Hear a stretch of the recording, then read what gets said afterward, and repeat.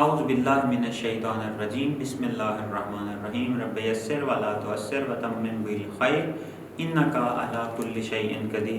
آج ہم ایک نئے موضوع کو شروع کرنے والے ہیں جس کے اندر ہم بیان کریں گے روزانہ کی بنیاد پر ایک حدیث کے جو ائمہ معصومین سے مروی ہے کہ جس کے اندر اولاد کی تربیت کس طرح سے کی جاتی ہے، اس کو ہم دیکھیں گے، اس کو ہم سمجھیں گے اور اس کے مطابق ہم کوشش کریں گے کہ اس کو اپنی اولاد کے اوپر عملی کیا جائے۔ آج ہم رسول اکرم صلی اللہ علیہ وآلہ وسلم کی اس حدیث سے اس گفتگو کا آغاز کریں گے اور روزانہ کی بنیاد پر ایک حدیث ہم بیان کریں گے۔ رسول اکرم صلی اللہ علیہ وآلہ وسلم فرماتے ہیں احب الصبیان وارحموہم واذا وعدتموہم ففوا لہم فانہم لا یرون الا انکم ترزقونہم۔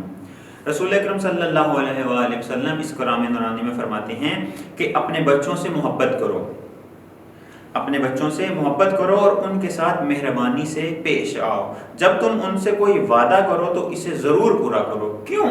اس لیے کہ بچے تمہیں اپنا رازق سمجھتے ہیں۔ یہ حدیث بچوں کے ساتھ محبت اور شفقت کا درس دیتی ہے اور والدین کو تاکید کرتی ہے کہ جب بھی آپ بچوں کے ساتھ کوئی وعدہ کریں تو اس کو پورا کریں۔ اس کی وجہ یہ ہے کہ بچوں کے اندر جب وعدہ پورا کیا جاتا ہے بچوں کے ساتھ تو بچوں کا جو اعتماد نفس ہے وہ بڑھتا ہے، بچوں کے اندر سیلف کانفیڈنس میں اضافہ ہوتا ہے اور وہ والدین کی نسبت یہ خیال کرتے ہیں کہ میرے محافظ ہیں، مجھے تحفظ دینے کے لیے اور میری تمام ضروریات کو پورا کرنے کے لیے انہوں نے یہ قدم اٹھایا۔ بس جب بھی ہم اپنی اولاد کی طرف دیکھیں، جو وہ افراد کے جو صاحب اولاد ہیں ان کے لیے ضروری ہے کہ اپنی اولاد سے محبت کریں، اپنی اولاد کے اوپر رحم کریں اور مہربانی سے پیش آئیں، ان کو مت ماریں، ان کو مت ڈانٹیں، ان کو ان کی اچھے طریقے سے پیار اور محبت کے ساتھ تربیت کریں، نرمی کے ساتھ ان کی تربیت کریں اور ان سے کیے ہوئے وعدوں کو پورا کریں تاکہ ان کے اندر احساس کمتری